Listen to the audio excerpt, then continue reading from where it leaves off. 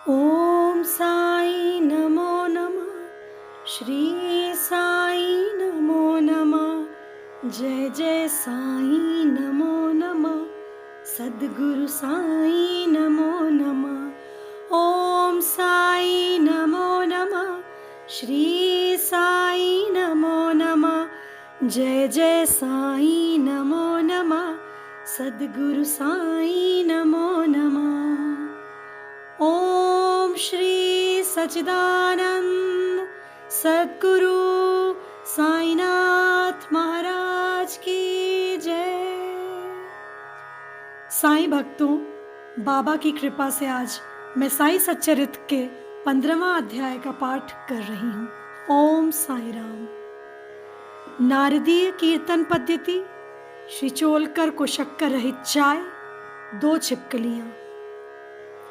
पाठकों को स्मरण होगा कि छठे अध्याय के अनुसार शिरडी में रामनवमी उत्सव मनाया जाता था। यह कैसे प्रारंभ हुआ और पहले वर्ष ही इस अवसर पर कीर्तन करने के लिए एक अच्छे हरिदास के मिलने में क्या क्या कठिनाइयां हुई, इसका भी वर्णन वहां किया गया है। इस अध्याय में दासगणों की कीर्तन पद्धति का वर्णन होगा। नारदीय कीर्तन पद्धति।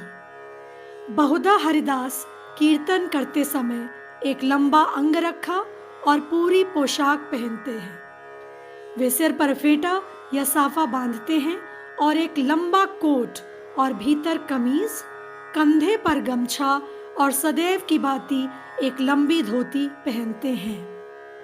एक बार गांव में कीर्तन के लिए जाते हुए दासगणों भी उपर्युक्त रीति से सज धज कर बाबा को प्रणाम करने पहुंचे। बाबा उन्हें देखते ही कहने लगे, अच्छा दूल्हा राजा, इस प्रकार बन ठन कर कहां जा रहे हो? उत्तर मिला कि कीर्तन के लिए। बाबा ने पूछा कि कोट, गमछा और फेंटे, इन सब की क्या आवश्यकता है? इनको अभी मेरे सामने ही उतारो। इस शरीर पर इन्हें धारण करने की कोई आवश्यकता नहीं है। दासगणों ने इन वस्त्रों को कभी नहीं पहना। वे सदैव कमर के ऊपर अंग खुले रखकर, हाथ में करताल और गले में हार पहनकर ही कीर्तन किया करते थे। यह पद्धति यद्यपि हरिदासों द्वारा अपनाई गई पद्धति के अनुरूप नहीं है, परंतु फिर भी शुद्ध और पवित्र है। कीर्तन पद्धति के जन्मदाता नारद मुनि कटी से ऊपर सिर तक कोई वस्त्र धारण नहीं करते थे। वे एक हाथ में वीणा लेकर हरि कीर्तन करते हुए त्रिलोक में घूमते थे। श्री चोलकर की शक्कर रहित चाय। बाबा की कीर्ति पूना और अहमदनगर जिलों में फैल चुकी थी, परंतु श्री नाना साहब चोलकर के व्यक्तिगत वार्तालाप और दासगणों के मधुर कीर्तन द्वारा बाबा की कीर्ति कोंकण, बंबई प्रांत में भी फैल गई। इसका श्रेय केवल श्रीदास गणों को ही है। भगवान उन्हें सदैव सुखी रखे। उन्होंने अपने सुंदर प्राकृतिक कीर्तन से बाबा को घर घर पहुंचा दिया। श्रोताओं की रुचि प्रायः भिन्न भिन्न प्रकार की होती है। किसी को हरिदासों की विद्वता, किसी को भाव, किसी को गायन, तो किसी को चुटकुले तथा किसी को वेदांत विवेचन और किसी को उनकी मुख्य कथा रुचिकर प्रतीत होती है। परंतु ऐसे विरले ही हैं जिनके हृदय में संत कथा या कीर्तन सुनकर श्रद्धा और प्रेम उमड़ता हो। श्रीदास गणों का कीर्तन श्रोताओं के हृदय पर स्थायी प्रभाव डालता था। एक ऐसी ही घटना नीचे दी जाती है। एक समय थाने के श्री कोपिनेश्वर मंदिर में श्रीदास गणों कीर्तन में श्री साईं बाबा का गुणगान कर रहे थे। श्रोताओं में एक चोलकर नामक व्यक्ति, जो थाने के दीवानी न्यायालय में एक अस्थायी कर्मचारी था, भी वहां उपस्थित था। दासगणों का कीर्तन सुनकर वह बहुत प्रभावित हुआ और मन ही मन बाबा को नमन कर प्रार्थना करने लगा कि हे बाबा, मैं एक निर्धन व्यक्ति हूँ और अपने कुटुंब का भरण पोषण भी भली भांति करने में असमर्थ हूँ। यदि मैं आपकी कृपा से विभागीय परीक्षा में उत्तीर्ण हो गया तो आपके श्री चरणों में उपस्थित होकर आपके निमित्त मिश्री का प्रसाद बांटूंगा।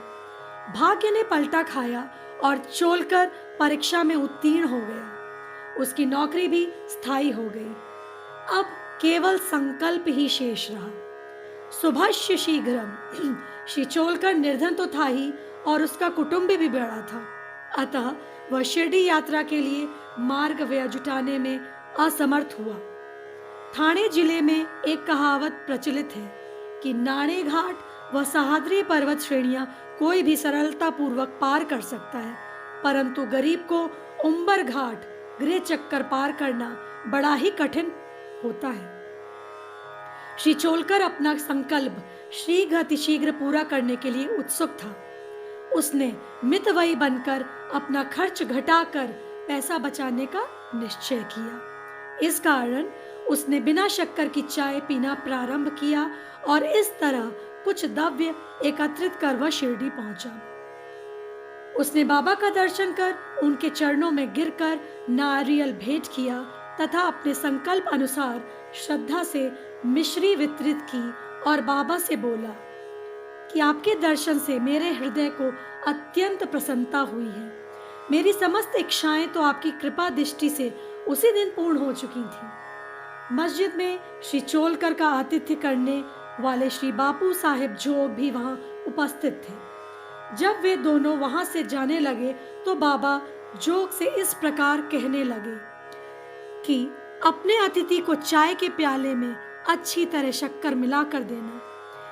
इस अर्थपूर्ण शब्दों को सुनकर श्री चोलकर का हृदय भर आया और उसे बड़ा ही आश्चर्य हुआ।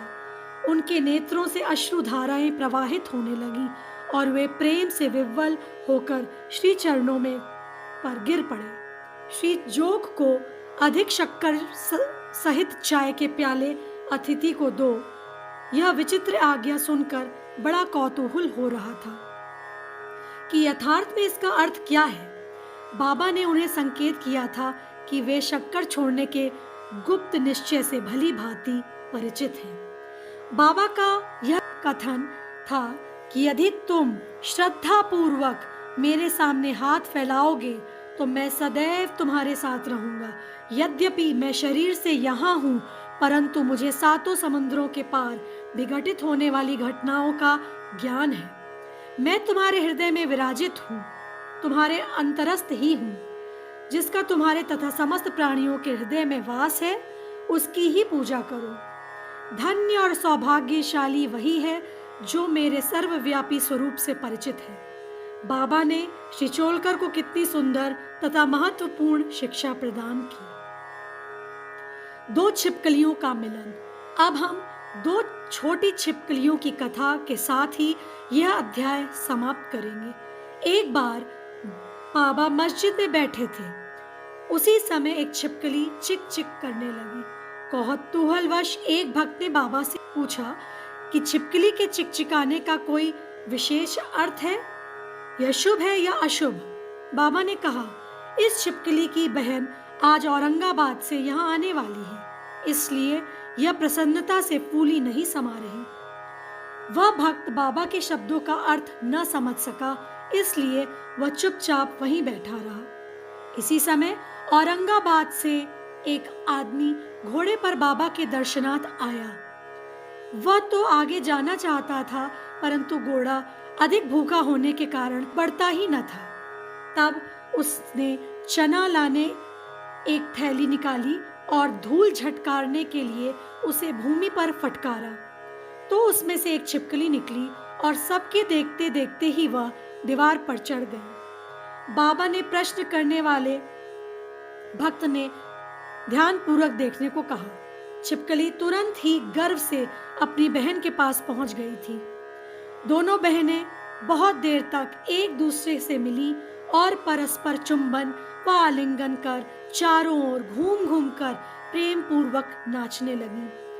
कहाँ शिरडी और कहाँ औरंगाबाद।